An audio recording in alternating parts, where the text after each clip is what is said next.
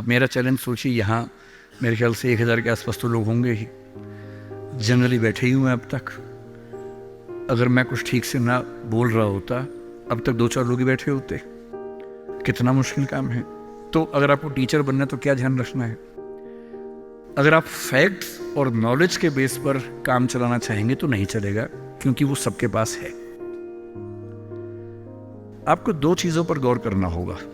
पहला, जितना हो सके इंटरेक्टिव होने की कोशिश कीजिए। वन वे कम्युनिकेशन अब नहीं चल सकता, भूल जाइए इस बात को। Communication has to be two sided. बच्चे क्लास में इन्वॉल्व रहें, बोल सके, सवाल खड़े कर सके, आप जवाब दें। और जब बच्चे सवाल करते हैं तो कभी कभी कड़वे सवाल भी करते हैं। तो आज के समय में टीचर को ये समझना होगा कि वो बच्चों का दोस्त है, मालिक नहीं है, तानाशाह नहीं है। बच्चों से दोस्ती कर लीजिए, और दोस्त कुछ खराब बोल दे तो बुरा भी नहीं लगता है। उस लेवल पे बात करेंगे तो बच्चे टिकेंगे क्लास में। तीसरी बात, सिखाने का सबसे अच्छा तरीका क्या है? 2 ही तरीके हैं, मैं उसका इस्तेमाल करता हूं। पहला, कहानियों से सिखाइए।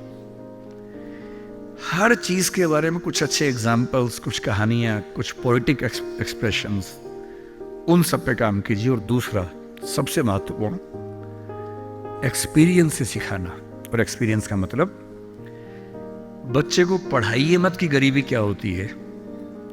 कभी कभी गरीबी के बारे में एक फिल्म दिखा दीजिए, और हो सके तो बच्चों की उंगली पकड़ के एक गरीब इलाके में ले जाके दिखा दीजिए।